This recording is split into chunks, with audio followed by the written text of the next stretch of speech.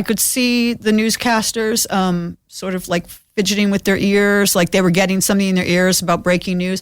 And they're like, Lyndsey, since we have you, breaking news. And a big old screen showed up and it was like Leonard Cohen dead. And I don't mean to laugh either, but that's a scary situation. But I really like genuinely reacted and went, oh no, Leonard Cohen's dead. They're like all trying to calm me down. And they're like, Lyndsey, can you speak to his legacy? I'm like, this is terrible. But I pulled myself together and said something about his legacy. And afterwards, when, I was done, they're like, we're really sorry we sprung that on you. And I'm like, well, I understand if you had like your supposed resident music expert live on TV when this happened, that you'd want to go to me. I'm like, I'm really sorry if I was unprofessional and just start like screaming, no, like birds are flying, birds are taking off. And they're like, no, it was great TV. It was great TV. They loved it. Benztown president Dave Chachi Dennis loves radio and all of his radio friends. Hey, Chachi. Hey, everybody. Because Chachi loves everybody.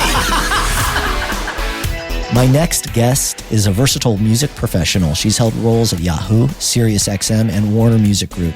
She's also a podcast, TV, and on-air personality with a vast interview portfolio, including AC/DC, Lady Gaga, Taylor Swift, Motley Crue, Queen, and the Rolling Stones. She's pioneered original video programs, managed reality TV music coverage, and orchestrated live streams for major festivals such as Coachella and Rock in Rio. She's a recognized author, the Grammy Museum's moderator, and the host of NAMM's She Rocks Awards. She's appeared in multiple documentaries. She's a music correspondent for Fox 11, KCAL, and Spectrum News, a cast member of Access TV's The Top 10 Revealed, and the host of the Totally 80s podcast.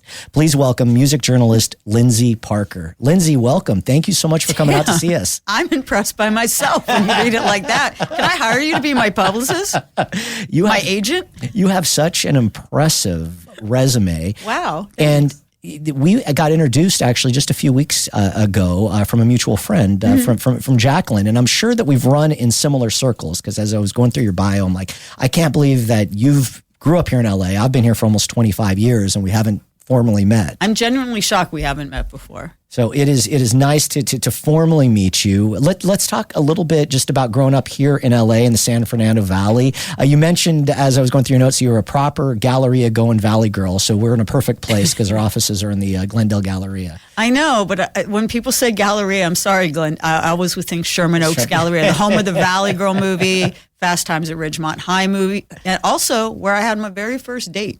Really? One of the best dates of my life. It was all downhill from there.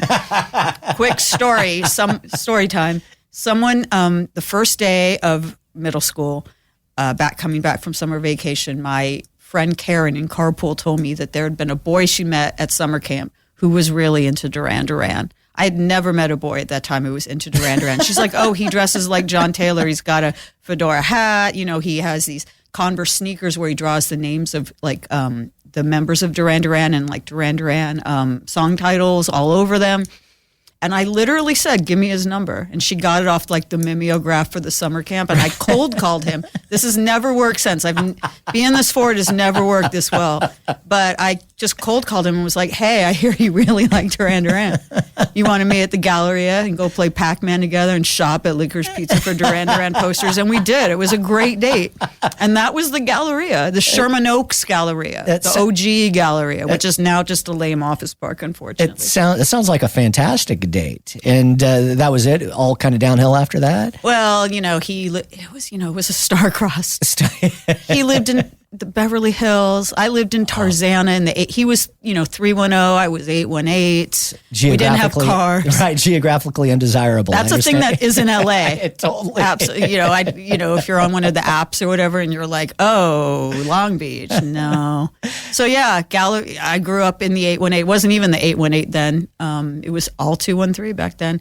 Grew up in the San Fernando Valley. My first recollection that I even knew that the Valley was a thing. I don't even think I realized I was in Los Angeles because it was so suburban that even, the Beverly Hills or Hollywood stuff I saw on TV still seemed glamorous and far away. I didn't realize it was only like a half hour away or 90 minutes away in, gridlock traffic. It was the Frank Zappa song, the Frank Zappa and Moon Zappa song. The Valley Girl. I remember getting in the car. Again, everything goes back to carpools, I guess, and my mother laughing hysterically and going, this song is about us.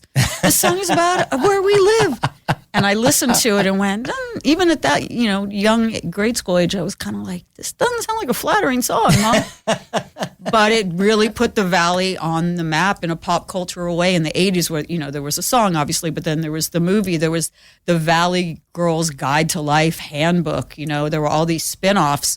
Actually, if you don't know, Haim were in a band called Valley Girls. I did not know that. I don't think they like to talk about Valli, but they're from the Valley. I had sitting across from us, and I introduced you before the show started, but Darren, and Darren is our resident music expert. He knows, he's also on Hair Nation. So at any moment, if you want to jump in, just feel free, because your music expertise is far greater than mine. All right, I'll jump in. But right now, we're right there. The Hair Nation stuff, we'll get into that, because, my first clubbing experiences as an underage kid was the Sunset Strip, hanging out in the Rainbow parking lot and all that. I was really fortunate. Fortunate's an understatement. Blessed. I know, #blessed to grow up in Los Angeles, or even if it was a suburb of Los Angeles like Tarzana, because, once I did have access, once I did realize all this stuff was only a half hour away, over the hill, as they call it in Los Angeles, God, I couldn't get enough of it. I was so grateful that, every touring band came, the local scene was great. I mean, it was a real playground for me. But it all started in the Valley, and in a full circle situation in 2022, I interviewed Moon Zappa for the 40th anniversary of Valley Girl, the song. And it won 2 awards at the LA Press Club Awards. It was like a Valley Girl interviewing the original Valley Girl. And so, even though the Valley had a stigma to it, and there was this whole kind of, I guess the East Coast equivalent would be like the Bridge and Tunnel thing. Sure. Over the hill, Bridge and Tunnel. It was kind of cool to feel like you were in the epicenter of, if you watched a show like Square Pegs or whatever, it was like the Valley Girl, everything was kind of in the zeitgeist at that time. And then, eventually I headed over the hill, as they say, started hanging out in Hollywood, and, it was all downhill, as my mom would probably say, from there. You did have the country club, though, because I lived in Canoga Park, and you had the country club, and everybody came to the country club in the Valley, and that was a great place to see. Saw LA Guns there. I saw Circus of Power. Love that band.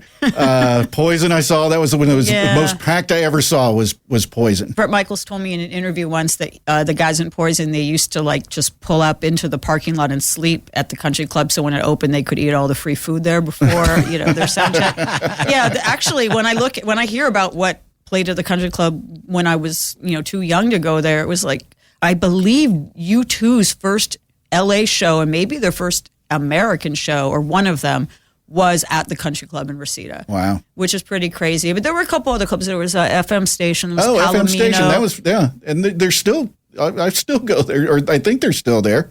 I know Palomino is still there. Is it? Or FM station, one of them's still there. Palomino is no longer there, but they kind of open it once in a while for these special events, like Midland did a record release party there. There was also a weird network of teen dance clubs in the Valley then. There was actually networking right here in Glendale. There was Maryland's in Pasadena, Hot Tracks in Van Nuys, and then my Studio 54 as a child was Phases. This was an all-ages, actually specifically underage teen dance club. It was billed as 14 to 21. This would never happen now. It would actually be a predator's paradise if I'm being, to be on. I don't know how, but it was a safe space for us. Yeah. We were dancing to our new wave and post-punk music. And that was my first clubbing experience, and that was in Canoga Park. Yeah. So, it all goes back to the Valley, even though you can take the Valley out of the girl. Or how does it go? You can take the girl out of the Valley. But you can't take the Valley out of the girl. What you said. It's something like that. All right, go ahead. You venture over the hill, and you must have been a great student because you get into UCLA. Well, it's actually interesting. I made a joke a minute ago about my mother sort of thinking it was all downhill once I went over the hill. But she was very smart. She knew I was... people thought she was kind of lenient. She let me go to these clubs I'm talking about when I was pretty young, 14, 15 years old. My first clubbing experience was at age 14, which was actually another teen dance club in Santa Monica called 321, which is where Wham first ever performed in the U.S. Fun fact. But anyway, she let me go to places like that. She let me dress however I want. She took me to Melrose to buy my back-to-school clothes. My back-to-school shoes were had skull buckles on them. Were purchased at Flash Feet on Melrose. R.I.P. Flash Feet. And people would say, oh God, you're so lenient. And, and she also, to her credit, took me to concerts or, dropped me off, gave me some money for a t-shirt and some snacks or whatever. But she knew it all came down to the grades. She knew that if she didn't let me, I'd probably be one of those kids like in that Poison song, Let Me Go to the Show, that would just be like scurrying out the window and crawling down the trellis. So she wasn't going to have that. So she had a curfew for me. And fun fact again, I complained so much about my curfew when I was a kid. Do you want to know what my curfew was when I was like in high school? What? 1:30 in the morning. Are you serious? I don't even stay out that late now. I'd be like, Marla doesn't have a curfew. Marla's allowed to stay out till 4 a.m. I just slept over at Marla's house. Hey, Marla, if you're listening. I took so many things I took for granted. But to go back to, I'm kind of going off. But I did get good grades. And the reason I got good grades is my mother would say, if you get good grades and basically stay out of trouble, we don't catch you ditching school or doing drugs, whatever, you can do all these other things. You can dress how you want. You can have your hair the way you want. You can go to the shows and have a pretty late curfew, but you start messing up, And so she would hold grades against me. I'd be like, Mom, can I go to see the Lords of the New Church at the Roxy on Thursday? And she would say, well, we'll see how you do on your science test this week. I didn't get to see them. I didn't do well enough on that test, but I learned my lesson. That's impressive because I think a lot of kids would have probably gone off the rails a little bit. And it sounds like you were responsible and you took that freedom and you went and you lived your life and got to do a lot of cool experiences. But at the same time, you didn't abuse it. I was no angel and I did push it. I was coming home at 1:35 a.m. But I think my mother knew it wasn't a phase. Like, it's not a phase, Mom. And, she knew that if she said, okay, you can do these other things, you can have these other, freedoms, as long as you keep your grades up, that I would actually apply myself because I didn't want to miss another show like I missed the Lords of the New Church. Were you immediately as a kid attracted to music? Was that something you knew at a young age? Yeah, it's always been really tied to television for me, interestingly, which I guess makes sense now why I like shows like American Idol, even though a lot of people think those shows are lame, because music and TV were always, totally tied together. It started with the Monkees. I think it started like that for a lot of kids. The Monkees were such an entry point for so many generations because obviously there are people that watched it the first time in the 60s. There are people that either caught it as reruns in the 70s or the 80s and beyond. And I was a rerun kid. I didn't really have a concept that it was a rerun. When you're a kid, you process everything in real time. So I didn't really realize until a babysitter brought over the, Dolenz Jones, Boyce and Hart supergroup album where Davy Jones had a perm on the cover and was like, this is what Davy Jones looks like now. And I'm like, you've ruined my life. But I was, my first memory of watching a TV show that was not a PBS show like Sesame Street or whatever was the Monkees. And that was my first album I ever got. And then, of course, the Beatles are an entry point for everyone. That was a screen thing. Anyway, this is going to absolutely ruin all of my... I apologize to your listeners in advance. It's going to absolutely ruin my cred. So I loved the Monkees. And my mom, again, trying to enlighten me, she said, when I was growing up, everyone thought the Monkees were lame because, we all thought they were a ripoff of this band, the Beatles. They were basically a made-for-TV band based on this huge band in the 60s called the Beatles. So in my 6-year-old brain, all I hear is the Beatles and the Monkees are enemies and you must pick a side. So I was Team Monkees, of course. I literally had a picket sign. I don't even know why. I think I watched an I Love Lucy episode where people were picketing and I made a picket sign that said, I hate the Beatles, and marched around my house. So, but then this is the part where the cred the cred really goes out the window. Do you want to guess how I discovered the Beatles? How? The Sgt. Pepper movie. That's how you discovered the Beatles. Mm-hmm. I saw it. I was the one person that enjoyed it. I still enjoy it. I'm obsessed with that movie. One of my biggest career highlights in my life was getting Peter Frampton to do an interview about it with me because he hates that movie more than anyone. It ruined. A movie's got to be pretty ridiculous to pretty much ruin the Bee Gees and Peter Frampton's career at the height of their career. But I didn't know. I got the bubblegum cards. I was all into it. I came home with my brownie troop. I had the bubblegum cards. I was all excited. And I asked my mother for whatever upcoming holiday, birthday, or Christmas, I can't remember, for the Sgt. Pepper soundtrack. And she was like, all those songs are not by Peter Frampton and the Bee Gees and the Robots that sing She's Leaving Home. And Alice Cooper and Steve Martin and George Burns. She's like, those are Beatles songs. This band you pick at the house saying you hate.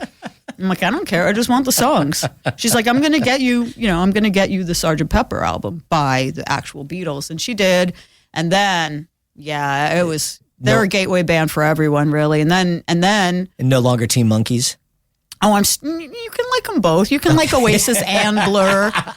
Actually, I just recently, did an interview where someone was saying what band isn't in the Rock and Roll Hall of Fame yet that should be, and I said the Monkees. I think it's BS that they're not in. Oh, I didn't know they weren't. That's interesting. They've never even been nominated. No kidding. No, that doesn't seem right. And it's because probably that whole stigma, though they were, made in a lab for TV. But like Pinocchio became a real boy. They became a real band. And they influenced so many people. Look what I'm talking about now. Yeah, 100%. I had met Mickey Dolenz a few years, well, this was probably a decade ago now, but really, what a nice guy. Sweet man. And, the time to induct them was when he wasn't the only one left. Yeah. It would have been when that Good Times not reunion, but like the 50th anniversary album that had like Noel Gallagher and Andy Partridge and Paul Weller and Adam Schlesinger, rest in peace, and Rivers Cuomo all writing songs for it. But anyway, the Beatles kind of got me going, and I never really looked back. But when I really went insane for music was when I got MTV. And I want to get into, are you MTV? So I'm sorry, let's stay with MTV for a second. So MTV comes around, and you become a fan immediately? Oh, I mean, I was asking my parents, how they would say back then, call your cable operator and say, I want my MTV. They were all that was the thing. I didn't actually realize we already had it because it was like, channel 165. So right. I made my mom call, and she's like, we've had MTV for the last year. And she turned up the dial, and the first video I remember seeing on it was I Melt With You by Modern English. Yeah. In retrospect, not the most flashy video, just them. I can't remember that video, but know the song.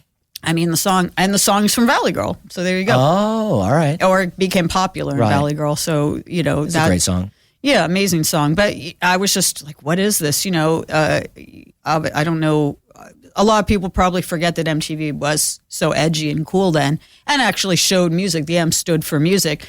They would just they had 24 hours to fill up just videos. They didn't, unlike later when they made them very genre specific, and there was Yo MTV Raps, Headbangers Ball 120 Minutes, Club MTV, where it was very, segmented probably for advertising reasons. Back then, they just threw any video they got on the air. One of my dreams to write Hallmark movies, which I know is super embarrassing, but I love Hallmark movies, but also to be an 80s movie producer. Oh my God. How cool would that be? It would be 80s cool. music video producer, sorry. But it'd be like the best. I'm obsessed. I'm obsessed with music video directors, and some really fun interviews I've done have been with Jeff Stein, who directed he directed Warren's Cherry Pie. He directed Torture by the Jacksons. He doesn't like to talk about that one as much. And he directed Don't Come Around Here No More. Fun fact for you LA people, the cake in that by the Tom Petty video is from Hanson's on Fairfax. No way. And they only made one. Really? If they had messed up that cake cutting scene, there was no backup cake. That was a fantastic video. I've interviewed Kevin Godley about Girls on Film, Duran Duran video, the Rocket video, so many videos. I've directed, Steve Barron's a god to me. I've interviewed him. He directed, besides directing Billie Jean, which alone, that's Hall of Fame right there. It's the video that broke the color barrier on MTV, really. But he directed two of the greatest animated videos, Money for Nothing by Dire Straits and Take On Me by Aha, in the same year. Jeez. I'm like, you're a god to me. And I loved all these things are indelibly in my brain. And there are some people, some raucous people, maybe some boomers, okay boomers, who are like, oh, I hate them. They didn't like MTV at the time because they didn't like the idea that imagery was being implanted in your brain. So if you coming up with your own they thought it was taking away from people's imagination. Like, oh, I shouldn't be told that if I'm, listening to this Aha song that someone's like having this like comic book adventure in this like other world. But it sparked my imagination. Absolutely. I mean, I was too young at that point to be going to clubs or to concerts or to go to England where it seemed like all the cool bands on MTV were. But I could sit in my bedroom all day eating cereal, watching all these, cool British bands like Duran Duran and, Blancmange and Depeche Mode do their thing and just feel like I was transported into that world. And I just wanted to be part of that world ever since.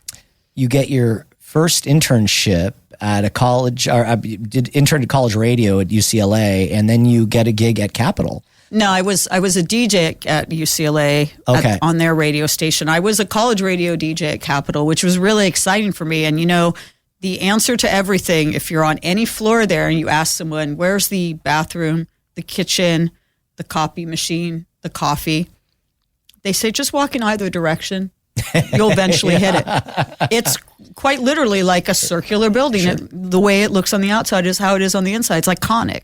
Stack of records. Yeah, and it's the home of the Beatles, and it's the home of Duran Duran. Duran Duran's stars. The only 2 Walk of Fame ceremonies I've ever attended was George Harrison's and Duran Duran's, and their stars are both in front of the Capitol. Yeah. That's all. Didn't Sinatra record some music down in those studios as well? Yeah, absolutely. I mean, the studios alone are amazing. Hallowed ground. Yeah. So you get your gig there. It's got to be, being a complete music aficionado, growing up loving MTV, to get a gig there has got to be very special. Yeah, it was just an internship, but it was my first internship, and it was a summer internship it was called ATTIC, which was an acronym for, let me see if I can remember, Alternative Team Tuned Into College. Up until that point, they didn't have like a specific, they didn't have like a separate thing for college radio.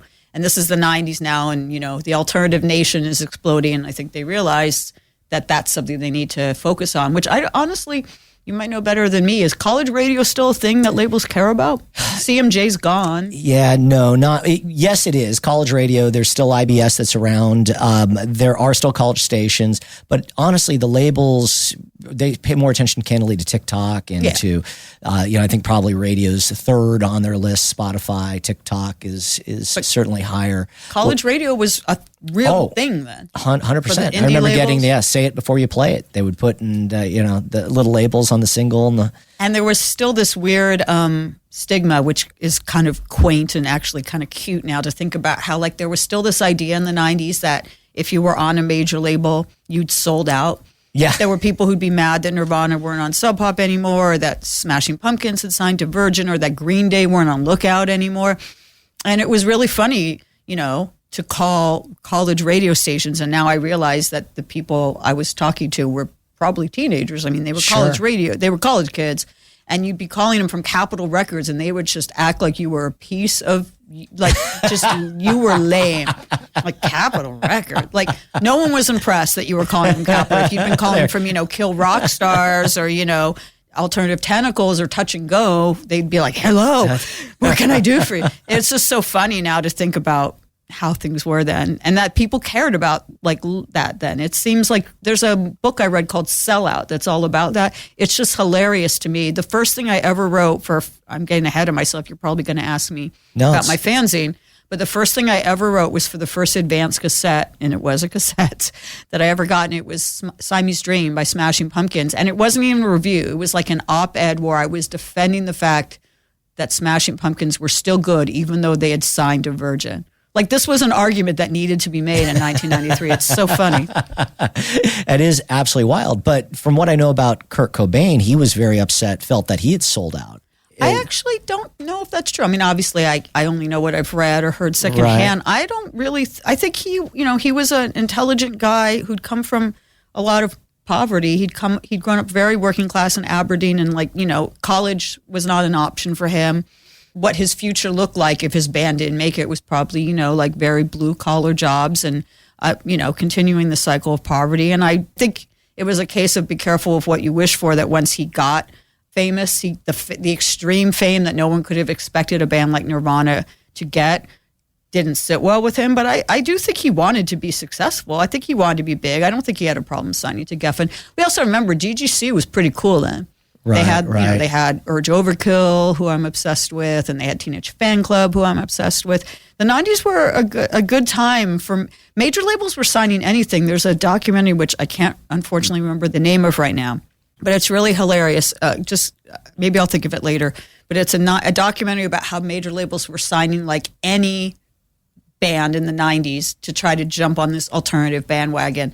I mean, the same way Capitol was trying to jump on it by starting a college radio division. I mean, they were signing Virgin was signing like Royal Trucks, and then letting them put out a record with a clogged up toilet on the cover. Some major label, I can't remember which one, they signed a band with the name Thomas Jefferson Slave Apartments. They're in this movie.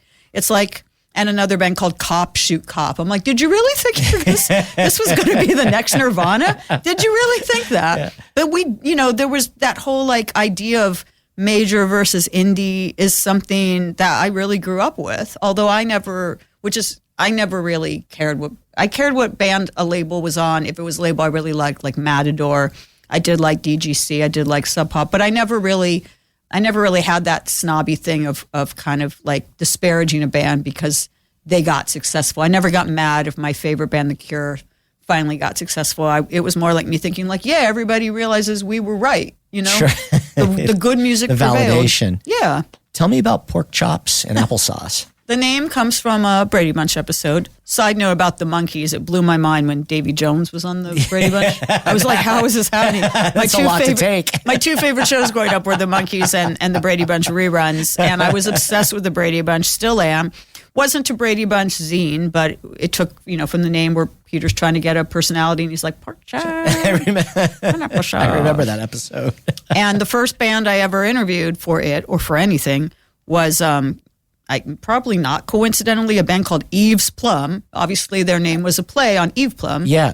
And Colleen Fitzpatrick was the lead singer of Eve's Plum, and she later reinvented herself as the kind of Britney-esque pop star, Vitamin C. And now she's a real bigwig at, I think, Nickelodeon. She's like the vice president of like Nickelodeon for kids or, like music or something. So much, you never know where anyone's going to end up in this business. But that was my first interview. And so the fanzine ran for about 4 years. I did 7 issues over the course of 4 years, but it was sort of my calling card that when I tried to get freelance work or writing elsewhere, and people were like, do you have any clips of your writing? I could be like, here's my fanzine. And I stapled it by hand. I took it to clubs and coffee houses. Coffee houses were a big thing in the 90s in LA. How would you line up the interviews? I mean, you had Gene Simmons, for instance, Weezer. I mean, some big acts came through. Gene Simmons was the first big interview I ever did, first major celebrity. And I just think he likes to talk. Can you imagine the two of us together? It was an hour-long interview. That was when the Kiss My Ass compilation was coming out. If you remember that, it was like a bunch of 90s alternative stars, mostly alternative, but also like Yoshiki from X Japan and Garth Brooks doing Kiss songs. It was kind of the first beginning it was before Kiss put their makeup back on, but not by maybe only a year or two before that. It was like the beginning of people starting to embrace 70s kitsch in the 90s and embrace Kiss in kind of like a semi-ironic, but not actually ironic way. Right. Like pretending it's ironic, but actually no, they're just great. So I got that one because the publicist, I had already reviewed Kiss My Ass, and she asked if there was anything more I could do, and I was like, I don't know, I already reviewed the record. She's like, would you interview Gene Simmons if he wanted to talk to you? I'm like, would he want to talk to me? And my fanzine is like circulation of under 1,000. And he did. He got on the phone with me. Weezer, I was the first person to ever interview Rivers Cuomo solo because they were a local band. They were a band I liked. I saw them at the Coconut Teaser. I liked them before they got signed to GGC. But to answer your question, how I got them, it was bizarrely easy then. I think it was because I worked at Restless Records. We sort of skipped over that. But after Capitol Records, I got my first job at Restless Records, which is a label that's now defunct. But I would just kind of cold call on my lunch hour or whatever. I would cold call these publicists. I don't even think I knew the publicists' names. I would just call the main number and be like, publicity, please. But they would say, who could we say is calling? I'd say it's Lyndsey Parker from Restless Records, which I guess made me seem maybe a little, wasn't a lie, right? Made me seem like a little more official than. Sure. But, when I mentioned that I got the Smashing Pumpkins cassette, and back then, they'd send out advances way far in advance because, for print, they would be sending them out 2, maybe 3 or 4 months before the record. And of course, there was no real concern then things could get bootlegged, online or whatever. But I just called and I knew that record was coming out, and I called Virgin Records and again, blindly asked for the publicity department and was basically like, I have a fanzine, it's not out yet, but could I have the Smashing Pumpkins advance to review? And they're like, sure, what's your address? And they sent it to me and I'm like, that was really easy. It was easier than I thought. I just called and, I obviously wasn't trying to interview Elton John or whatever. I was trying to interview, for the most part, indie, smaller artists like Boss Hogg, John Spencer Blues Explosion. But I did interview, some bigger artists. And I don't know, I guess, sort of what I was talking about with college radio, where I was like, is that still a thing? Do people care? Like, people really cared about college radio then, and they actually did care about fanzine press. Even the bigger artists like like Gene Simmons, perfect example, didn't need to do it. But I think they liked doing the fanzines because it made them have a little bit of that cool indie cred with the kids. And, It's also astounding the confidence I think it took on your part to make those calls, to make those cold calls, and to interview someone like Gene Simmons is like your first. I mean, he's certainly a character that could be a little bit intimidating. I was more intimidated when I got someone who wasn't chatty, because then I was like, crap, this interview isn't going well. Obviously, if you know anything about Gene Simmons, I didn't really have to ask much to get him going. Yeah, I guess it was confidence. I guess I was sort of born without the shy gene, but I also, I'm thinking about this actually literally for the first time. But when I was a teenager, the only kind of jobs I could get, like as part-time after-school jobs, were telemarketing jobs, because my hair was always a weird color. And now no one would care about that. But like back then, like a place like McDonald's wouldn't hire you if you had purple hair or blue hair. They wouldn't.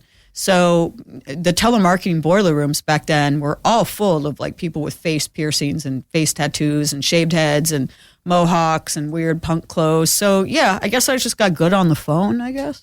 Did your mom? Sounded like she was very supportive, but she was supportive of your style, and I mean, you're very incredibly avant-garde and fashionable.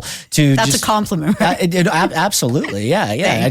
You got the Vivienne Westwood necklace on. It's cool that you noticed. Beautiful pink hair. Thanks. You've got. You're very sharply dressed. Beautiful jewelry that you actually had to take off because, much like Cyndi Lauper, it was making too much noise on the microphone. What did they call it in either? Office Space, or they called it actually in one of my favorite reality shows, The Pickup Artist. I took off my flare. Yeah, your flare. That's right. From TG Fridays. I took off all my jewelry because I thought it was rattling my jewelry too much like John Lennon said I was rattling my jewelry. Well, I don't know if my mom was supportive of my style in the sense that she liked it.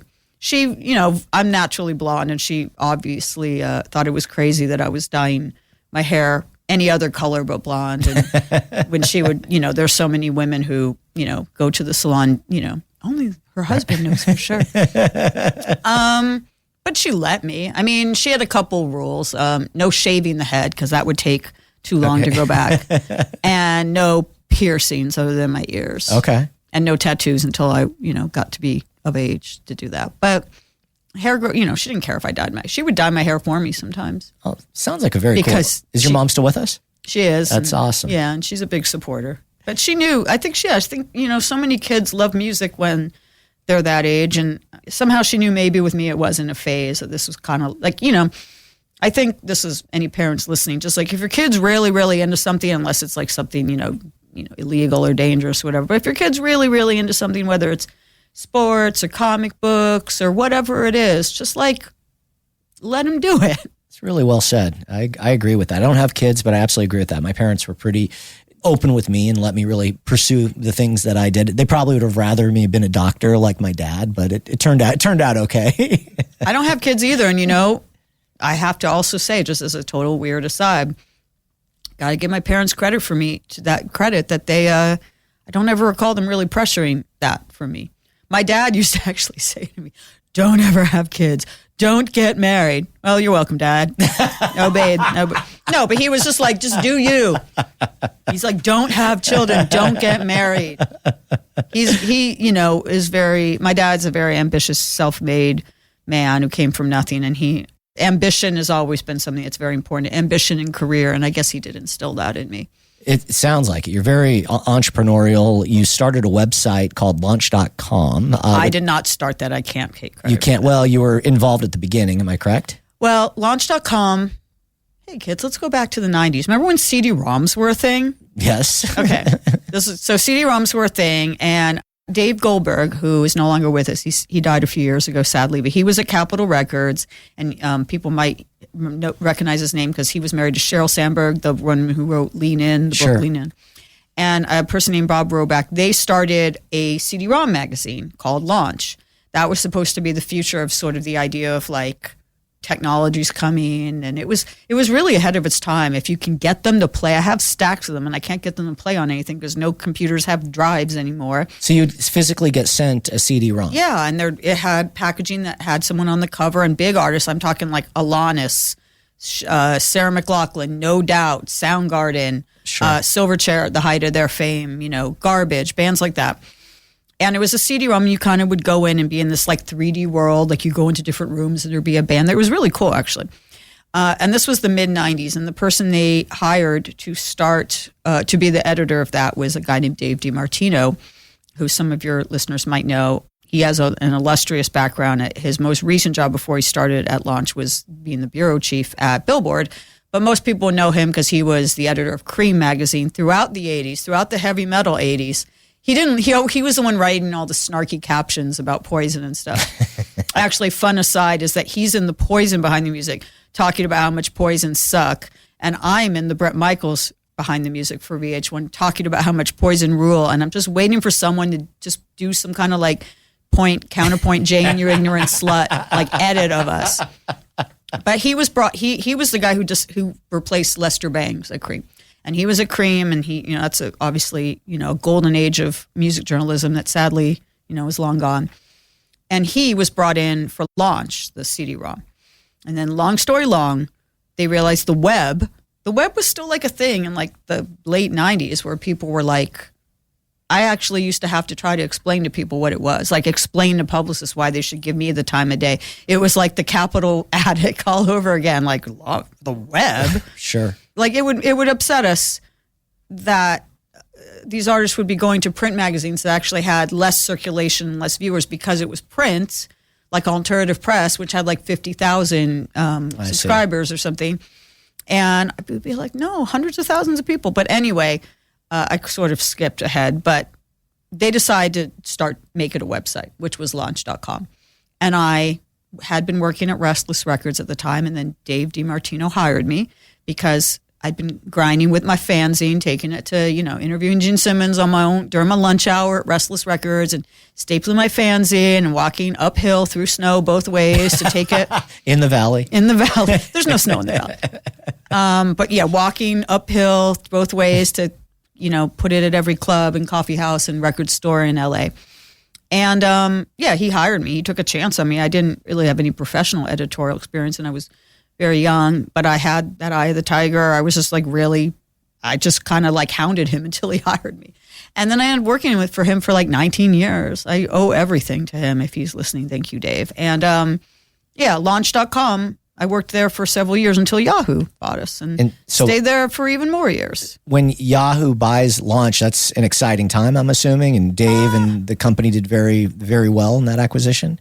Yeah, for a while. I mean, it was an exciting time, but also a scary time because, whenever you're small indie it was a startup, in the middle of the internet bubble, gets bought by a major company. You wonder what changes are going to happen, if they're going to lay you off and replace you by a whole staff. It was an exciting time, but it was a volatile time. But where were you guys physically working at that point with Launch? Santa Monica. And Santa Monica. Yeah. Did Yahoo want you to move up to San Francisco, or did they already have a campus in Santa Monica?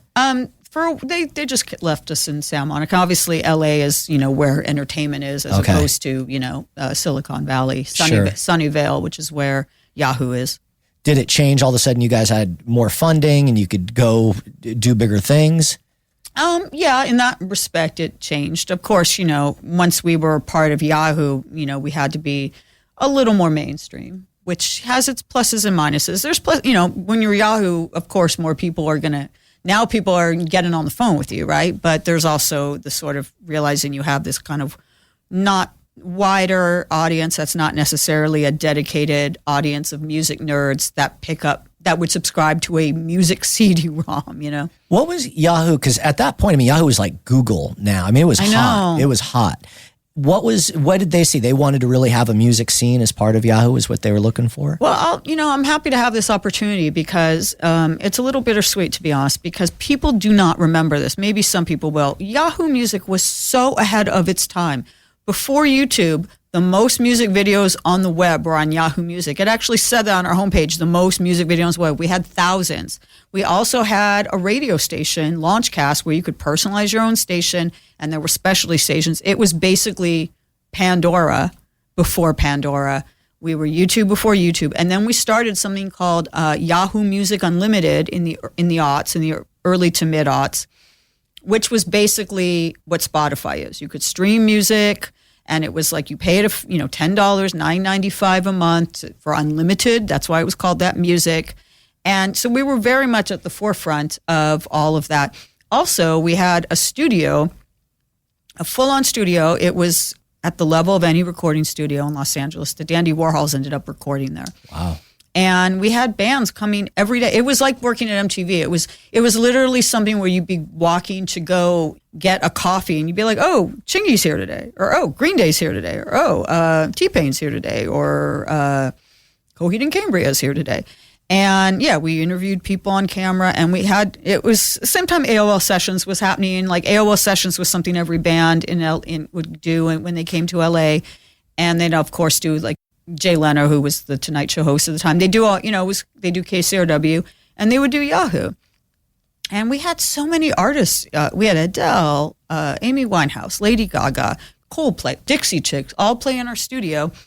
Taylor Swift, very first site that ever really embraced her in 2006, I think it was Yahoo. And she even went to Yahoo in Sunnyvale and gave us a gold record. And there's video evidence of this, of thanks Yahoo for helping launch my career.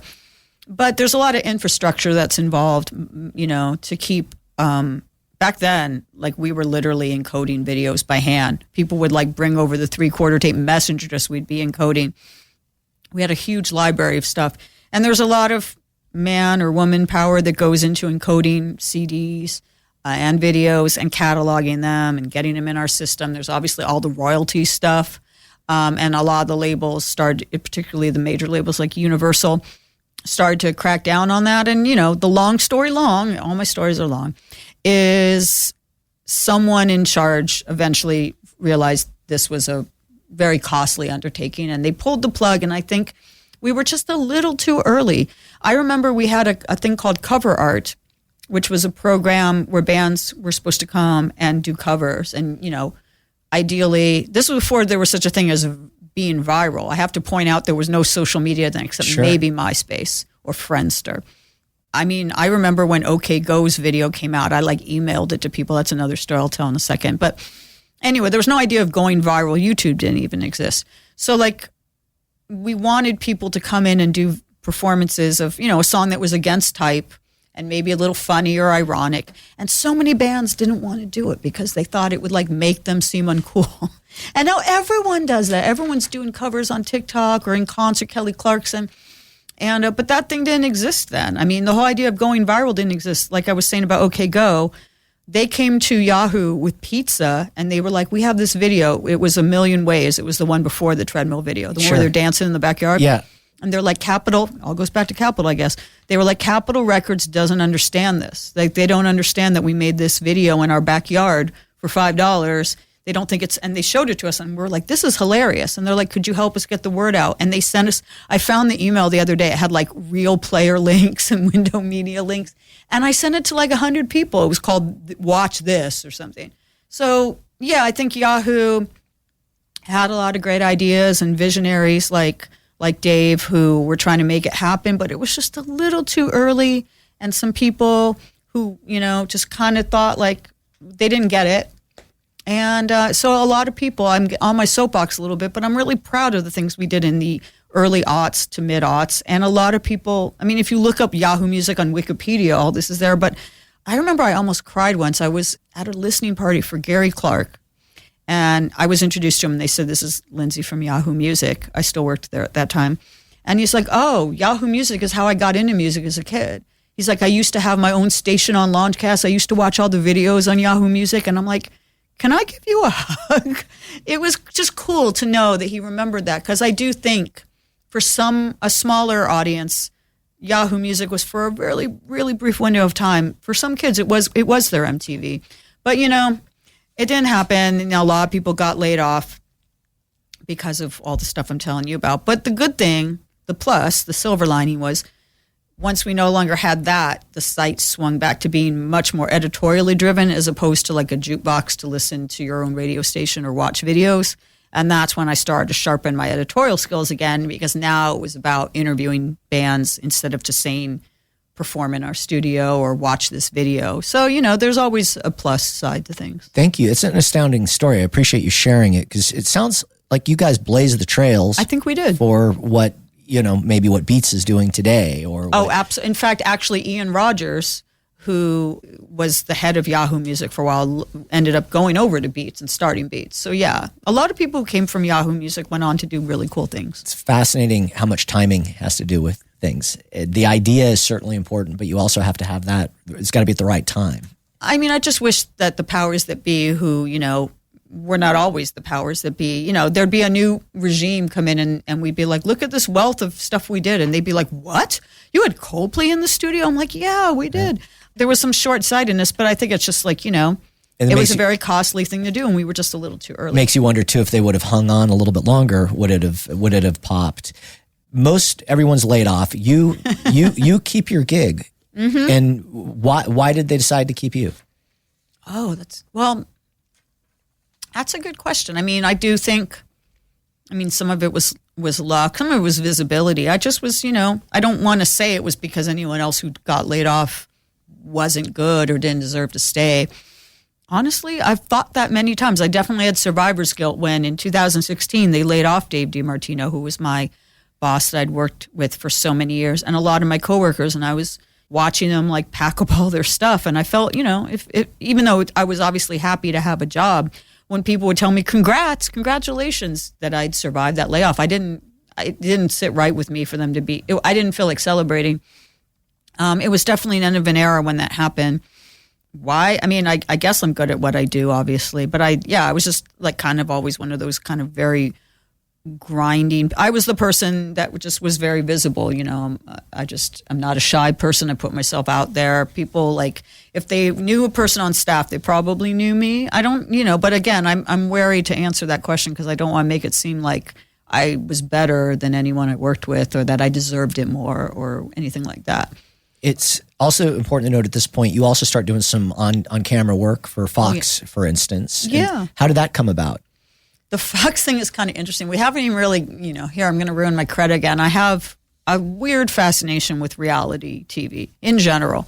Like my favorite era of television was the celebrity-ality era of VH1. All the Of Love shows, Rock of Love, Flavor of Love, Surreal Chance of Love, I Love New York, I Love Money. All of them. I'd watch anything on VH1. But I love all the reality shows. American Idol, mostly. That was obviously the big one. But, The Voice, The X Factor, USA, when that was on. And there's a lot of people that probably poo-poo those shows and think they're, like, uncool or whatever. But, I don't really look down on anyone they have a dream and they're going to do whatever. And if they go on a reality show hoping they'll be the next Kelly Clarkson or Carrie Underwood or Adam Lambert, how am I supposed to say that's lame? And I kind of get caught up in it because it's my sports. I don't like sports, but you pick your contestant, you root for them, you choose your fighter, you root for them, you vote for them. If they have a bad week, you hope they'll do better next week. If they get voted off, you get upset, but you maybe still follow their career afterwards. Adam Lambert didn't win, Chris Daughtry didn't win. But there's a reason why I'm going with this. So Fox, American Idol was on Fox originally. It's on ABC now. They had me on the Channel 11 News in LA to talk about, I guess, some milestone anniversary of American Idol had happened, maybe the 15th anniversary. But they had me on to talk about like great idols and idol history. And at the end of it, this 5-minute segment or whatever I did, they're like, oh, someone wants you to go upstairs and meet. Do you have to leave right now? And I'm like, no. And they're like, okay, go up to this floor. And I walked into this like huge J.R. Ewing conference room with had like a huge couch and I think it had a piano in it. I could just be imagining or hallucinating that. But I was like, oh, this must be the office of someone important. And it was the head of the station who had been watching me and just thought the way I talked excitedly about something I was passionate about was cool. And yeah, so they started just having me on once a week, every Friday usually, on the show. It was called Studio 11. It was like the 5 p.m. show, the after work news. And then I started being on Good Day LA as well. And the thing that's funny, there's actually video of this. It was great television, I guess. But if anyone asks me if I shouldn't be laughing because it was sad, but if anyone says, do you know where you were when Leonard Cohen died? I'm like, yeah, I absolutely know where I was. I was on the 5 p.m. news on Fox 11, KTTV, I believe, are the call letters. And I was just on to talk about like the new album releases of the day or whatever. And I could see the newscasters sort of like fidgeting with their ears, like they were getting something in their ears about breaking news. And they're like, Lyndsey, since we have you, breaking news. And a big old screen showed up and it was like Leonard Cohen dead. And I don't mean to laugh either, but that's a scary situation. But I really like genuinely reacted and went, oh no, Leonard Cohen's dead. They're like all trying to calm me down. And they're like, Lyndsey, can you speak to his legacy? I'm like, this is terrible. But I pulled myself together and said something about his legacy. And afterwards, when, I was done, they're like, we're really sorry we sprung that on you. And I'm like, well, I understand if you had like your supposed resident music expert live on TV when this happened, that you'd want to go to me. I'm like, I'm really sorry if I was unprofessional and just started like screaming, no, like birds are flying, birds are taking off. And they're like, no, it was great TV. It was great TV. They loved it. And yeah, I share that clip every year. But I was on Fox 11 for a while. I've been on Spectrum News. That begat other opportunities as well, like Access TV and stuff. And I've been in a lot of documentaries, behind the music type stuff. So the best one, I have to say, the two full circle ones is I was on the I Want My MTV, which you can see on A&E, where I got to talk about the stuff I'm talking about, but in more detail about how MTV changed my life. And I was so excited to do it. I wore like an MTV T-shirt to it. And the other one was I was in The Show Must Go On, the Queen and Adam Lambert story, which is on Netflix now. And that came just because, like most opportunities, just from someone recommending me, all the things.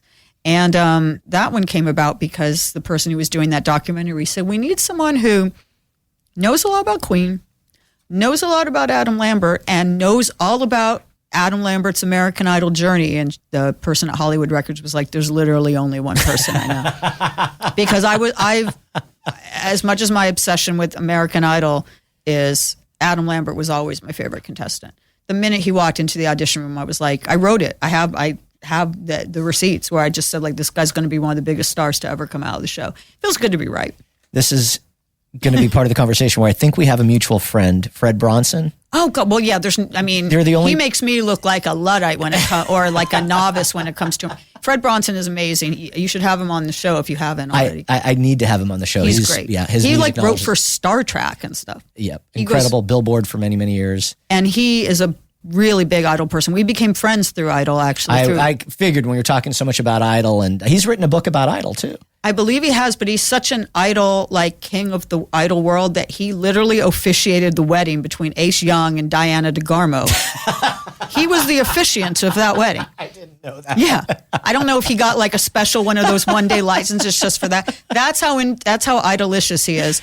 And actually, as a side note to that, as silly as people might think these shows are, I've never had more community within my career as I had from American Idol when it was at its peak. People like Fred Bronson and many other journalists and I, Shirley Halpern, who's now at Los Angeles Magazine, we met in the trenches covering Idol and became friends. I've become friends with contestants, people who work at Fremantle, ABC and Fox, 19 Entertainment, people who worked on the show, people who manage contestants. Like I said, some other contestants. There's never been anything like it than when I was really in the thick of that Idol world. And I now still do it for realityrocks.substack.com. If you want to check out my Idol recaps, it's starting again. Also going to put out there is Katy Perry's last season. I'm available. I'll do it for less than $25 million. I'll do it for $25,000. I'll pay them.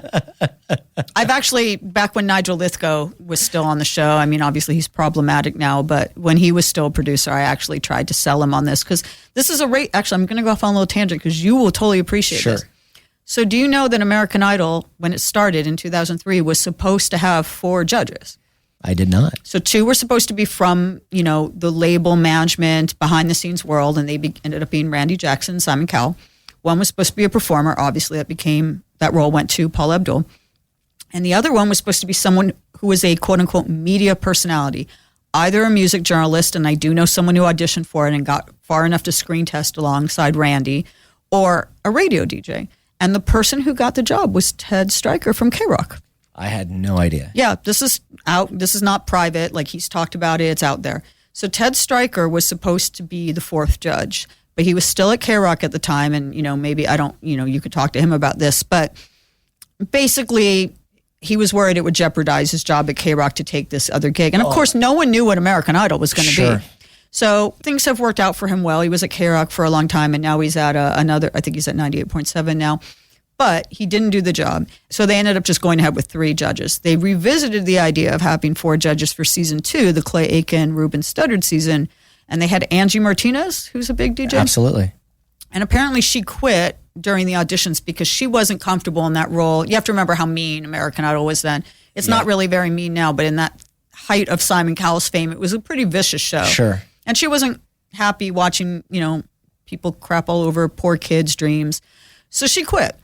And then, they kind of never revisited the idea. So she quit before it ever got televised, her season, or did she have a few episodes? I do not remember her episodes ever airing. I think she was very early on. Yeah, after I don't think so, because I think I would have known about it in the radio world. That's crazy. I didn't know that. So I'm sort of joking, but sort of not. I'm like, let's revisit the idea of having a music journalist or media personality type, whatever, be a fourth judge. You can replace Katy Perry with Lady Gaga or Bruno Mars, whoever, but then I'll pull up a fourth chair. And the one consistent person has been Ryan Seacrest, who started in radio. He did. I believe he was, and he's still in radio. I don't know how he does it. He's still on Kiss FM out here in LA. I don't know how he does it either. It's quite impressive. Yeah, he has a syndicated show not only here in LA, but around the country. He does American Top 40, the countdown show. I mean, Carson Daly, now obviously he's been the consistent guy on The Voice all this time since 2011, but he was, I think, on K-Rock out here. He was on, and then he was on AMP on the CHR for a while, but also very talented radio, started in radio as well. Yeah, and he's cooler. I mean, this sounds mean to say he's cooler than people think, but I don't know how many people watched his super late night show. He's actually very cool and musically credible, but he quit his radio job when he got the job at Voice. He realized he needed to pace himself. I think he's got a family, so I don't blame him. That's a lot. That's absolutely a lot. And I have the utmost respect for Ryan Seacrest and the work ethic he has. He also does a lot for children's hospitals. He's got his Ryan Seacrest Studios, which is very impressive. I think he's got about a dozen of those around the country. And he has stuck with American Idol when, honestly, he doesn't have to. No. And I think he's getting ready to do Wheel of Fortune. That's right. But he's kind of, for a long time, I know we're talking a lot about Idol, but for the first 7 or 8 seasons, there were no changes. I remember the first season. So it was the first season it happened, and I was actually with Ryan Seacrest and Lisa Fox, who they did afternoons together. Mm-hmm. And at that point, they were talking about doing mornings over this, 20 years ago now, more than that, over on KISS, and they were interested in me in producing the show for them. Oh, wow. And so we had gone to the Palm and had dinner at the Palm, and when it was still in West Hollywood. Mm-hmm. And then afterwards, we met up with some friends that were over at Dantana's. We just walked down to fancy evening. It was a very fancy evening, but it was before. It was just right on the precipice that everything was about to kind of take off. And that first season, remember, he had the co-host with him too, Brian Dunkelman. Yes, yeah. I feel they brought him back for, obviously, Fox canceled American Idol, which I think was a mistake, and then it was off the air for 2 years, and ABC rebooted it. But when Fox had their big finale, which was actually produced by Nigel Lithgow, and it was amazing. I was there crying. I was in the 60 American Idols came out in white robes singing one voice. I started sobbing like a child. And they brought out Brian Dunkelman for that because, when we're talking about Stryker has at least publicly said he doesn't regret that he chose not to do Idols. Sure, he could have made a lot of money, but his career, has worked out. He got a gig with Ellen DeGeneres for a while too. Yeah, right? He's certainly never, but Brian Dunkelman, when he quit American Idol, so there's different stories of thought, but the official story, at least from him, is that he quit American Idol because the same reason Angie Martinez had issues with the show, it was mean, and he watched a lot of kids get their dreams get crushed, but he quit, and then the show took off, the show really took off after season 1, and I think the show took off because they hit gold the first time, the first winner was someone who ended up is still one of the biggest people to come from the show. She's a huge star, Kelly Clarkson. And his career he became a punchline. Ryan Seacrest became an A-list television personality with 18 jobs. And Brian became this kind of like failed stand-up comedian. But when I went to that finale where they brought him back, I snuck into the finale party and ended up talking to Brian for a while. And I told him that I thought he was great. And what is he doing now? Honestly, I think he's a stand-up comedian, but I honestly don't know. Not a lot, to be honest. The aughts were interesting, and I think that I don't even know the best way to explain it, but what was appropriate then is not appropriate now in a lot of ways. Like, remember all the Girls Gone Wild? And God. I just was talking about how much I loved Rock of Love and Flavor of Love and how I call that a golden age of reality TV. Those shows would not get made today. Yeah, you're right. And it's funny, when I first watched American Idol, I never really thought of it being nasty. But now that you say it, and you're like, it was. I get that. I mean, the thing is, and if you still watch American Idol now, it's obviously much like Spinal Tap, it has a more selective audience now. It's not the appointment television of everybody. It was one of the last appointment television shows. Yes, I would agree with that wholeheartedly. Where like all of the family gathered around to watch and see who got eliminated or see who won or whatever. But if you watch it now, you'll see that they have very few failed auditions now. They'll maybe have one or two per episode. And it's very obvious it's joke auditions, people in on the joke, people who are auditioning, doing a crazy metal song or wearing a bird outfit or whatever to get that 15 minutes of viral fame. In those kind of days of the early days of American Idol, there were a lot of people that honestly probably were not mentally really all that well. And it was probably cruel to put them on a major national stage like that, to be ridiculed and told they're terrible and be made fun of, and not to get all dark or whatever, but I think the turn of that, I cannot remember what season it was or the woman's last name, which I feel bad about, but there was a contestant whose name was Paula, and she was a big stan of Paula Abdul, and she was not a good singer, and she probably wasn't all that well up there. I don't think they vetted the contestants as well then.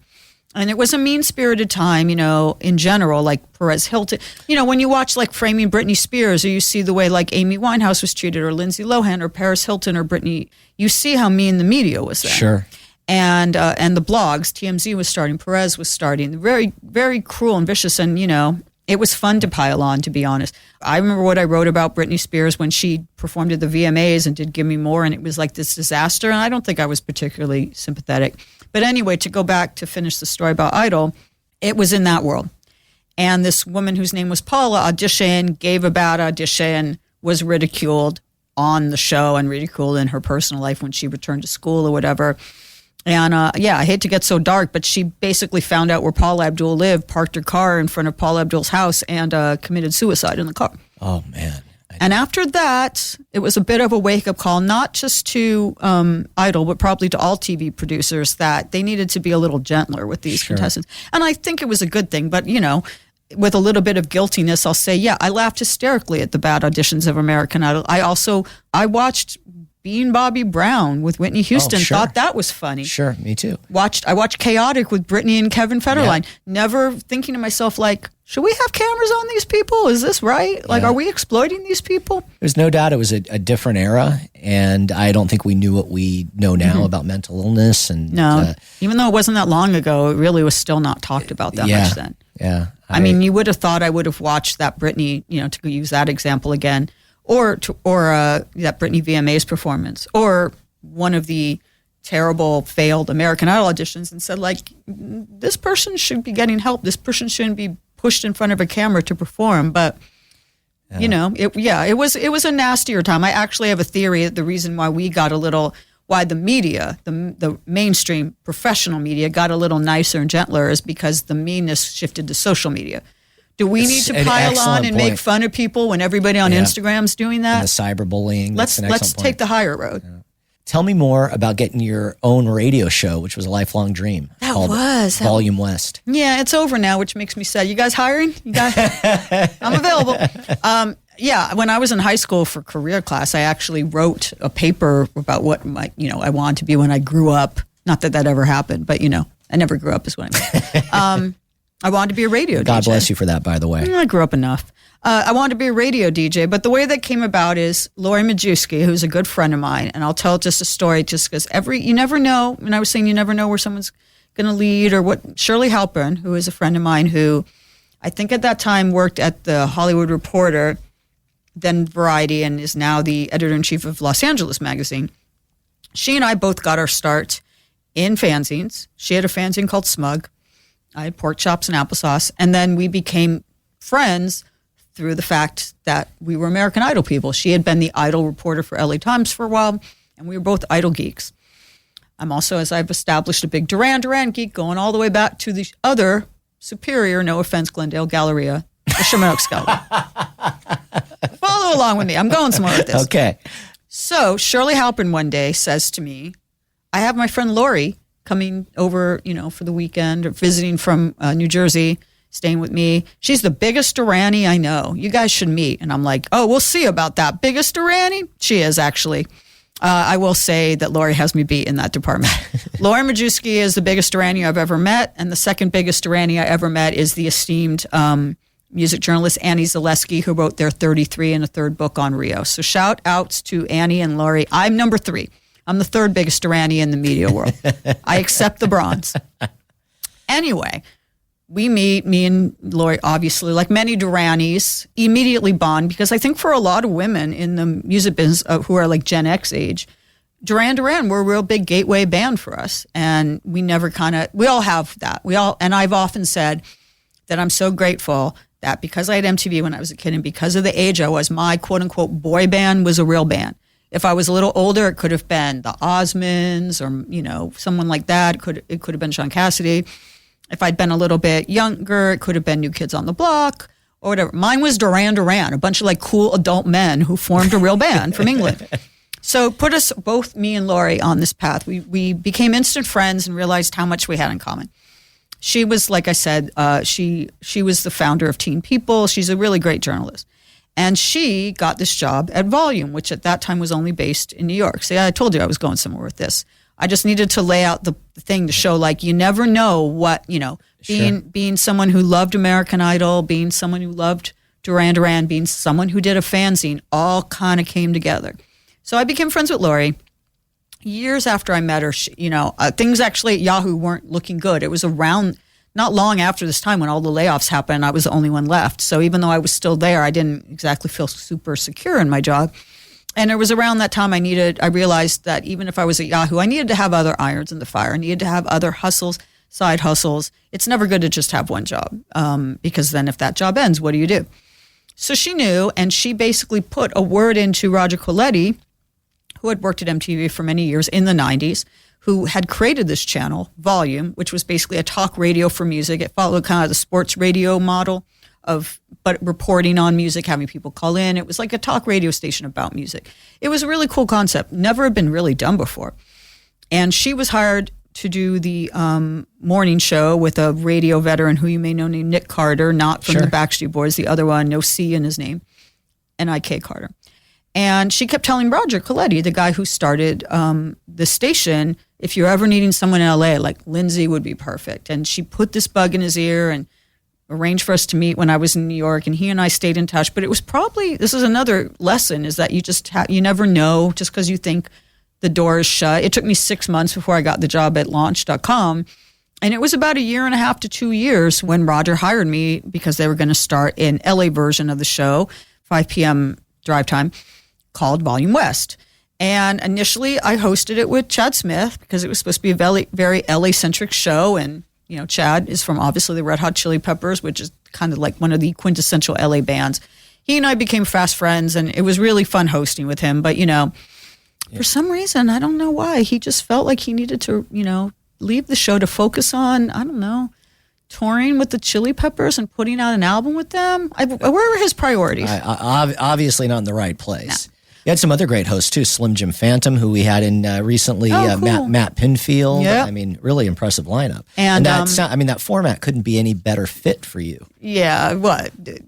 Talking on the radio, obviously. About music. About music comes pretty naturally. A couple other hosts I had Michael DeBar, who is he's at Little Steven's Underground Garage doing their morning show.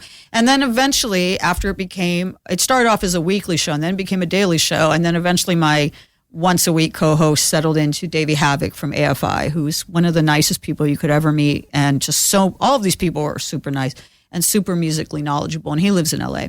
He's not from here. And but the format, people just kind of call up and you would riff about music? We would, talk about the news of the day, whether it was, if the show was still happening now, on the Monday after the halftime show, we'd be talking about Usher. We'd be talking about the new Beyonce country album, whatever. Would you play music as well? Yeah, not full songs, but snippets. It was a talk format. But we would take calls like, what do you think of the Rock and Roll Hall of Fame nominees? Oh, God. Everyone, if I had to hear another person, this is a whole other show. If I had to hear another person say that the nominees were not all rock, I just was like, oh my God, this was a drinking game. Every time someone was like upset, Vanilla Fudge, no offense to Vanilla Fudge, but why aren't Saxon in? Mariah Carey's not rock. Just drove me nuts. But it was fun. I liked debating people. Did you ever call in, Darren? I never called. I listened to that channel a lot. I thought it was fantastic. Yeah, I was on the same channel as Eddie Trunk. Yeah, because Eddie was on there, and so he was all metal, and so that was my genre. But then you'd stay on for Mark Goodman. Mark had the show, and that was a great show. Mark had a show with Alan Light, the esteemed music journalist Alan Light, called Debatable, and they have a podcast now called Sound Up together that Roger correct. Coletti from Volume does. So check that out. So I learned a lot for other genres because I would stay there. Did you stay till 5 p.m. and listen to Volume 1? I did hear you on there. As you're talking about it. And because like Lori and Nick's show, which I can't believe they're not there anymore. That's a weird thing. But Lori's still there doing the show Fierce, which is about women in music. And she does stuff for First Wave called Lust for Lists. But Volume doesn't exist anymore. Yeah, it was a great idea. And I was really bummed when it left. I thought it was a fantastic idea. As was I. At least unlike you probably know, a lot of times in radio, we were talking before we started this podcast or this episode about Indie 103 and all these stations that are gone. You usually don't get a goodbye episode. It's just like one day you're on the air and the next day it's turned into a Christian music station or a Latin music station or a talk radio station or whatever. It's just changed format with no warning. That didn't happen with mine. I got to have a 2-hour goodbye episode. Oh, that's cool. We had all and we had who called into that? Margaret Cho, who sometimes hosted with me, called in. Chad Smith called in from the set of a Red Hot Chili Peppers music video, which is very nice of him. Michael DeBar called in. Davey Havoc co-hosted with me. Lots of listeners called in to express that they were sad that the whole station was going away. But I did it for 4 years, and I didn't have any radio experience before other than the college radio, which doesn't totally count. And so I learned on the go. It was very interview driven as well. We had a lot of people. We usually, for a 2-hour show, the first hour would be talking about music and taking calls, and then the second hour we'd have someone come in the studio or Zoom in, and we had so many great guests. I loved it. It was a dream job, and I was really crushed when it left. I mean, nothing lasts forever. Nothing gold can stay, but I was sad. I miss it. I never got to hear it, but after you told me and what you guys said, sounded like it was a great format. On the SiriusXM app, most of my interviews are still there. Oh, that's cool. Not the part where we're just talking topically because, that has a short shelf life. But the interviews are evergreen, and many of them are still on there. Lots of huge names. Okay, I'll definitely check it out. You joined the cast of Access TV, the Top 10 Revealed. Yeah, I love that show with Katie Darrell. You probably know her. Of course. She's a lifer. Yeah, she created that show, and she's very high up now at Access TV, but she created that show. She's the producer of the show, and it's, you probably know this. Music nerds, they love lists. They love to create lists, debate lists, and, it's everything from very granular things like songs with fire in the title to best glam rock artists, or best women in rock, or, Christmas songs, 80s Christmas songs, which, I didn't watch that whole episode, but if I'm quitting the show, if Do They Know It's Christmas by Band Aid wasn't number one. Actually, probably Last Christmas by Wham probably was number one. It's so funny. Those both came out the same year. I know. Do you know the whole story about, did you watch the Wham documentary on Netflix? I did watch the Wham. Yes, that's what I'm referencing it from. But it was quite impressive to have, and both those songs are still around today and still get airplay every Christmas. And George Michael was on the set of when they recorded the Band-Aid song going like, crap, we were about to release Last Christmas, and now if we release it, we'll seem like we're taking, food out of starving Africans' mouths. So they donated all the money from Last Christmas to Ethiopian Relief as well. It's remarkable, and still to this day, it's sending money back there. That documentary is great, by the way. I interviewed Andrew Ridgeley last year, and I admit I kind of Chris Farley'd out a little bit. Oh, for sure. I was like, remember when you did Wham Rap? That was awesome. In that interview, I thought he was so well adjusted to all that. He understood. Maybe he's had a lot of time to process it, but in some ways, he was kind of like Dunkelman to Ryan Seacrest in that here George Michael went out, this amazing talent, had all this success, and Andrew, he was a punchline for a long time. Yes. Kind of like John Oates or something, but I think that Wham movie, just to go off on the tangent of that, it was so well made, but I think he absolutely came out of it the hero of that movie. I agree 100%. Everyone loves him now. No one will ever make fun of him again. No, he seemed very okay with it. And look at the guy seems to be healthy and doing well. And he's got a lot of money because he had co-writing credit on several songs on that first album, which a lot of people don't realize, and on Careless Whisper. So it's probably easy to not be too bitter when you're just like on your yacht, in the south of France. And at what price did it kill George Michael when you think of that too? Yeah, he was on 2-3 albums and then he just went and retired basically. He did put out that one album. What was it called? Son of Jack, Lord Jack. Yeah. He probably should have. Prince Albert. Anyway, I love Andrew Ridgeley, and I completely fanned out when I interviewed him. I'm sorry. I completely fanned out. I still fan out sometimes, but usually I keep it. I play it a little closer to the vest, and I just sort of like keep it in check a little bit more. But I kind of was a real super dark when I interviewed him. Tell me about your podcast, Totally 80s. So Totally 80s, I've been doing that since, I guess, late 2019. And it is available on wherever you get your podcasts, wherever good podcasts are streamed. And obviously the title is Totally 80s. So it's about the 80s. But I take pride in the fact that I don't think it's just that SNL skit with Goat Boy where it's like, hey kids, remember the 80s? Weren't they great? Weren't they better than any? I hate it when people whatever age people are, they always think the music of their youth is the best music. For sure. And that all music went downhill afterwards, whatever decade you're from. And I don't agree with that. I think every decade, even whatever your decade is, I actually think the most important decade for music was the 70s or the 60s. But my favorite decade is the 80s. But I love the 90s too. There's good and bad music in every decade. But I love the 80s, obviously. I've made that pretty clear with my whole Galleria and Valley Girl and Duran Duran stories. I'm right there with you. I adore the 80s. Yeah, and I like it that for a long time people crapped all over the 80s and thought it was just a crappy decade probably because some of the imagery, fashions, music, videos didn't age very well. So it's a celebration of all things 80s, but I don't think it's done in this either way that feels, it's just not as a pure nostalgia fest. Like when, I hate to say it, I'm going to sound kind of mean, but sometimes when I go those 80s package tours, there's a sort of, it makes me a little sad. Yeah, no, I completely get you. It's framed in a modern, contemporary way. But also we get a little bit granular. We'll do Best Drummers with Kenny Aronoff and Chad Smith. We go into Power Ballads with David Coverdale. That one's on video because it became a TV show on Roku. And I take great pride in the fact, this is a true story. You can all go watch it on YouTube. I own a pet snake named Nagel, named after Patrick Nagel, who, painted among other things, the Rio album cover. And guess what color Nagel is? Pink. No, I just said David Coverdale. Play along. It's white. Sorry, white. My apologies. Okay.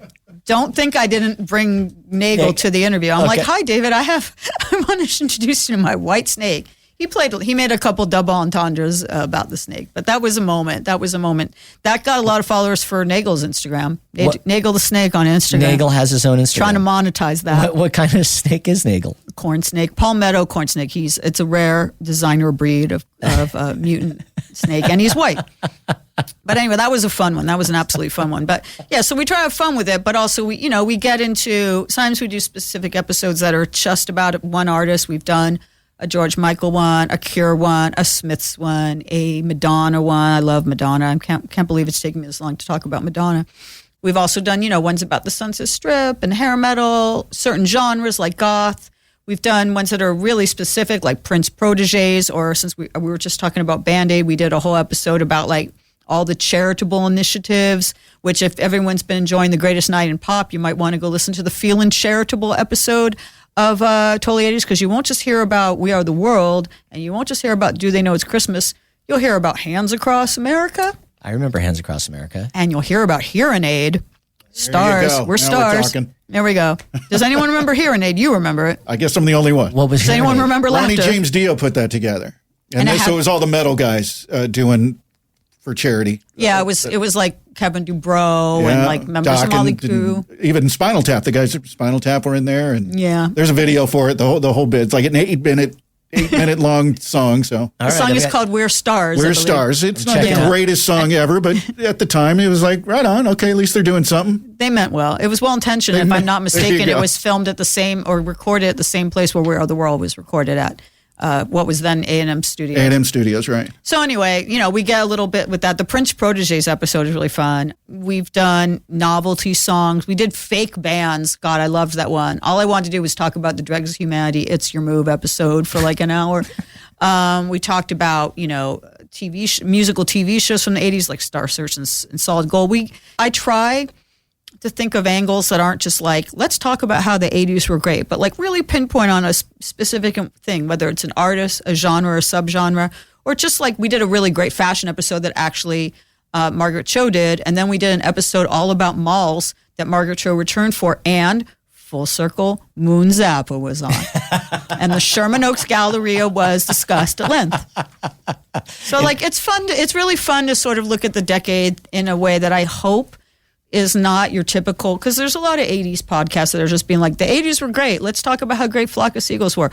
Well, they were, but I'd rather do an episode about, synth pop, which I did with Martin Ware from Heaven 17 and Human League. Or I'd rather do an episode about power pop, which we did with Paul Myers, who's a great writer. We did a whole Bowie in the 80s episode with Rob Sheffield. I want to do a Beatles in the 80s episode next. Ooh, that would be pretty good. Yep. So like George Harrison and Traveling Wilburys, Paul McCartney, and all the stuff he did with Michael Jackson. That's right. The decade started with John Lennon leaving us. That part wouldn't be fun, but that would be a fun episode to just talk about all the 80s stuff. And Julian Lennon had that song too that came out. Julian Lennon was really big in the 80s for a minute. Yeah. He had hits. He was nominated for Best New Artist for a Grammy, actually. Tell me about the book you wrote. Oh, wow. Okay. Well, I've done a lot, I guess. You have. It's a very impressive resume. Okay. So this is also connected to the Zappas in a way. Are you familiar with the GTOs? I am not. Are you familiar with Pamela DeBar, who wrote I'm With the Band? So Pamela DeBar, who was arguably probably the most famous groupie, she was in a girl group that I kind of think was the prototype to the Spice Girls that was put together by Frank Zappa. They only ever played one gig opening for the Mothers of Invention and Alice Cooper at the Shrine Auditorium here in LA. They were called the GTOs. And they all were nicknamed Miss Whatever by, who did the Tiptoe Through the Tulip song? Tiny Tim. Tiny Tim, thank you. I knew it was Tim, but I forgot. That's why I have Darren here, this guy. Thanks, Darren. So anyway, it was like 7 or 8 of these kind of, wouldn't even call them groupies. I would call them muses, or actually just, if Instagram or social media had existed, then they'd probably be called influencers. They were like chicks in the scene who hung out in the scene. And sometimes, they slept with or dated musicians, but a lot of times they were just there hanging out. Band-aids, like they called them in Almost Famous or whatever. And Miss Mercy was the wildest of them. It's amazing that she lived to be 71 with all what sex escapades were to Pamela DeBar's book, which was I'm With the Band. Drug escapades were to the book that I ended up co-writing with Mercy, her autobiography, which was called Permanent Damage, Memoirs of an Outrageous Girl. The title is a reference to Permanent Damage, which was the one album long out of print that the GTOs put out, although I believe Amit Zappa is getting it reissued. And Outrageous Girl, obviously. Girls Together Outrageously was what GTO stood for. This woman had a really crazy life. I've become friends with Pamela DeBar over the years, which even that is a pinch me thing, because I remember going as a teenager to Largo with my sister to watch her read from that book and just being kind of in awe of her. And then as I became a music journalist, we became friends. And she always has these really fabulous parties at her house where like Elvira and Weird Al and Ed Begley Jr. and Sparks are hanging out. And Mercy was always there, and she is a character. She was a very like kind of abrasive, loud woman, always wearing like 10 different leopard prints and 5 belts and piles of eyeliner. And she just somehow befriended me. And, I always was telling her, when's your book coming out? When's your book coming out? And I eventually, after she eventually died of cancer, but when she had beat cancer in 2017, I guess maybe she was starting to feel her mortality. So we took her out for at Petty Cash, a Mexican restaurant, no longer exists on Beverly Boulevard. And after I had a couple margaritas in me, and she was telling yet another story about when she was doing crack with Arthur Lee, or the time she, I don't want to give away too much of the book, but her tryst with Chuck Berry, or the time she seduced Al Green, or this and that. Or she was married to Sugar Otis also, if your listeners know who he is, legend who almost joined the Rolling Stones or turned down the invitation to. She could have been a Stones wife. She was really upset about that. She was telling one of her many crazy tales, which are now in the book. And I was just like, when's your book coming out? And she's like, I don't want to write it. It's too daunting. And I'm like, most people have co-writers. I'll write it with you. I'd had 2 margaritas. But everyone, I said it in front of a table of people. And the next day she called me and she was like, okay, are we doing this? And it was much bigger undertaking than I thought it would be because her memory, she actually had a pretty good memory, but she just never, if you think I go off on tangents, you never had a conversation with Mercy. She'd be telling me about something that happened in 1967. Then all of a sudden she'd be talking, and I'd be like, wait, this happened in 67? She's like, no, that was in 93. I'm like, wait. So it took me a very long time to sort of get her story in some kind of semi-linear way. And unfortunately, she died before the book came out. She died 8 days after we signed our book deal with Rare Bird Books. And, the book came out about 11 months later. And it was bittersweet because I know she would have, all she really wanted was, she was one of those kind of forgotten people. I think some of the most interesting people in memoirs or documentaries or whatever are those kind of, whether it's Anvil or the Searching for Sugarman movie, where it's like, when you read the book or see the movie, you're like, how did I not know about this person? Like, this person had a really interesting life. And she was one of those people kind of lost who should, one of the very first things Rod Stewart ever did was recording a song she wrote. No kidding. Yeah. And, so people don't know this. So she was at Altamont, like she was part of the Haight-Ashbury scene. She was part of the LA punk scene. She was in the Memphis scene when like the Hodges brothers were coming up and Al, was hanging out with Al Green before he was famous. She always said she knew to go where the energy centers were. She had her stuff more together and hadn't been such a druggie. She probably would have been really good in A&R. She just had a really good sense for like what was going to be big and what was important. And I think all she wanted to be was remembered and thought of as important. So it was bittersweet. The book came out and she wasn't there to do the interviews, do the autograph signings, and see it come out. But, it was really celebrated. It got like a big piece in The Guardian. Mojo gave it 4 stars. The Grammy Museum did a panel that like Alice Cooper was part of because she used to be good friends with him and when they were both signed to Straight Records, Zappa's label. So, I did write by her, but it was a real big labor of love and it was the most rewarding thing I've ever done and also the hardest thing I've ever done professionally. What an amazing story. It's incredible you got it written. It's gone into second printing now. Yeah. Congratulations. Yeah. That's available on Amazon. Amazon definitely. And there's an audiobook. It's interesting because they hired an actress. Rare Bird Books hired an actress and I don't know how they did it, but the person who does it really sounds like her, really got it right. So if you like audiobooks, it's available that way as well. And hopefully it'll go into paperback soon. I have a dream that I'll just put out there, much like how I want to be a judge on American Idol. I'd love for it to get to the screen in some kind of way someday. That would be really cool. And I know who, I'm just going to put it out there if she's listening. The person who needs to play Mercy, who had a very deep voice, much like mine, but even deeper, and a very dry, kind of harsh personality, Aubrey Plaza. I want Aubrey Plaza to play Mercy. She'd be perfect at it. Let's make it happen. I love that. I'm going to absolutely read that book, and congratulations on the second printing. Thanks. So while you're doing all these different writing, you're working for Access TV, you're at Sirius, you're at Yahoo this entire time, and you're writing for them as well. I was the music editor. I worked full time for Yahoo while doing at one point I was doing a daily radio show, which was 4 1-hour episodes and 1 2-hour episode a week.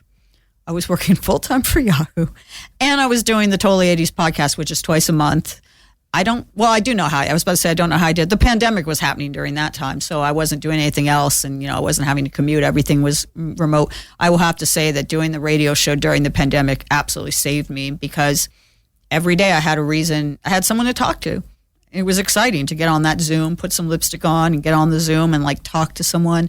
I did some of my best interviews for both Yahoo and for Sirius, and it's funny. I remember that movie Young Einstein starring Yahoo Sirius. Yeah. For a while, I worked for Yahoo and Sirius. But at one point, I was doing 3 jobs. one very, very full-time, one that, felt full-time, which was the serious one. And then, the side hustle, which was totally 80s. I like to work. I'm not one of those people people will say, take some time off, go to Bali. The minute I sit on the sand, I'm like bored. I'm reading a book about, I'm reading Elton John's memoir. I'm very one-track minded. It's probably unhealthy, but it's just how I'm wired. I think it served you well. You've had an incredible round of success. And it's been so great to meet you. Bonus question. What do you want to be remembered for? Wow. I feel like however I answer that, it's going to seem like kind of cheesy or like, who do you think you are? But, if you can't toot your own horn, who's going to toot it for you, right? When I was a kid, I wanted to be the rock and roll Barbara Walters. Oh, I like that. I would, because Barbara Walters, or, maybe a more recent-ish example would be Howard Stern or Marc Maron. People listen to those people do interviews, and even if they're not necessarily interested in the subject, they want to sit down and watch or listen to that interview because they just know it's going to be a good conversation. They know that the interviewer is going to bring out good stories from that person.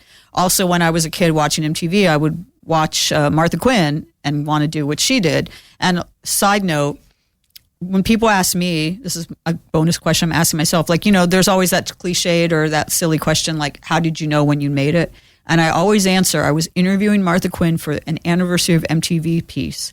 And I told her, a little cheesily, how excited and how honored I was to interview her. And I said, when I was watching MTV as a kid, I wanted to be you. And I grew up, I'm probably going to cry when I say this. I was like, I wanted to be you. And I grew up, and she goes, well, Lyndsey, you did it.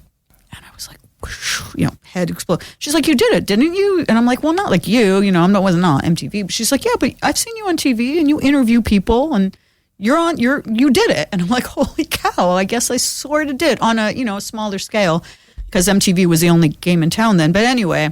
You absolutely did it. I guess That's I did. Really profound. So to answer your question, my long story, long sort of way, what do I want to be remembered for? I would like to be, I think, we all have our different skill sets, and some music journalists are really good investigative reporters, or they're really great critics like Ann Powers and Ann Zaleski or whatever. Or they break news.